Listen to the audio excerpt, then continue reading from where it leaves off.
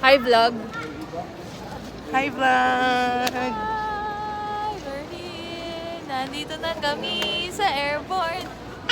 Hi everyone! Ito na nga pala yung vlog in Palawan with friends. Ang flight nga pala namin is 4 o'clock in the morning, pero 11 o'clock or 12 o'clock midnight, nandito na kami sa airport. And nag-self-check-in nga lang din kami dyan. Dahil nga hindi na kami nag-dinner sa bahay, and then yan, nagganap na lang kami na makakainan dito sa airport. After nga namin kumain, ayan, diretso na kami sa boarding. And after 1 hour, ayan, dumating na kami ng Palawan. And guys, mamimigay nga pala ako ng 200 pesos Gcash giveaway sa isang lucky share.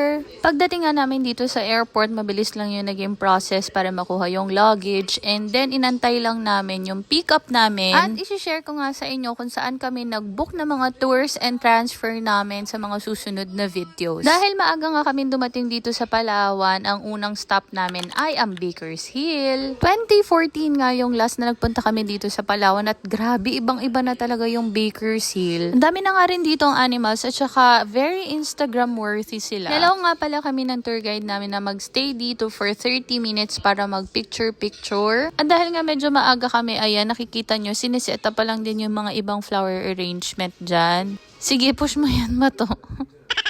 So, nagkanya-kanya nga muna kami dyan. Kami ni Habi, ayan, lakad-lakad lang kami. And then, picture-picture. And then, ito na-amaze talaga kami. Kasi inabutan talaga namin yung parang courting stage ng mga peacock.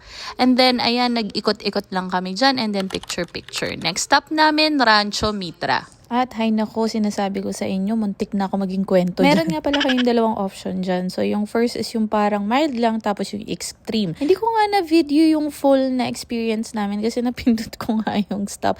Pero guys, sabi ko sa inyo, hindi ko in-expect na ganyan talaga siya. Guys, hindi ko alam kung ano nangyari, pero ewan ko ba, muntik na kami lumipad sa ere. Hanggang ngayon yan, natatawa pa rin ako kapag ka naaalala ko. But anyways, yan, hindi na namin natryan kasi limited lang yung time namin. And then, ito yung mga friends namin. Dahil tatlo sila dyan, hindi nga nila masyado na-experience yung pag-bounce kasi meron dong isang area na medyo mataas yung bump. Then, next stop nga namin, ito na-enjoy namin yung pagbili ng mga souvenir kasi mura lang siya, and then marami kayong option. Meron din silang binibentang yan, live na mga shells. Tapos, kung ilang yung pearl na makukuha mo inside, pwede mo siyang pa-customize to bracelets o kaya necklace. Dito na nga rin ako bumili ng mga souvenirs ko for my family. And then, kabilin-bilin nga ni mama yan, bumili daw ako ng pearl earrings. And last stop nga namin para sa aming city tour, itong Butterfly Eco Garden. Alam nyo guys, iba pa rin talaga yung feeling kapag meron kayong tour guide kasi ayan, in-explain nila sa amin yung map na yan, ng map ng Palawan, tsaka yung mga culture, traditions. Dito kami mga kasama kayong kids, sila yung talagang mag-i-enjoy dito kasi meron silang mga small animals, meron ding crocodile, tapos pinaka na-amaze kami dito is yung snake sa dulo. Nakakatawa nga lang din kasi ibang-iba na talaga yung feels dito, ang dami ng improvement. Kasi last time nga na nagpunta kami dito is around 10 years ago na with hubby, and noon time na yun, mag-boyfriend pa lang kami. Tapos pagpasok na namin dito, meron silang quick na show. Doon namin nalaman yung history, tapos may mga instrument din sila dyan. And then explain nga din kung ano yung naging livelihood nila before. And syempre picture-picture nga tayo dyan. And then after nga ng city tour namin, ayan, hinatid na rin kami sa hotel namin. And guys, dahil nga marami kami, so ayan, nag-compute tayo ng mga binayaran. Ang hirap lang din kasi kapag madami kayo, syempre mas maganda yung isang payment na lang. And then ayan, after namin mag-quick nap, nag-swimming lang kami dyan. At alam mo, ito talaga pinaka na-enjoy ko kasi nag-night out kami ng mga Mars namin. So kami lang yan, walang kasama mga boys, wala rin mga kasamang kids, and then nag-food trip lang kami. Halos 10 minutes walk nga lang to from the resort na pinagstayan namin papunta dyan sa Puerto Princesa Baywalk. And then sobrang daming option, as in ang daming option.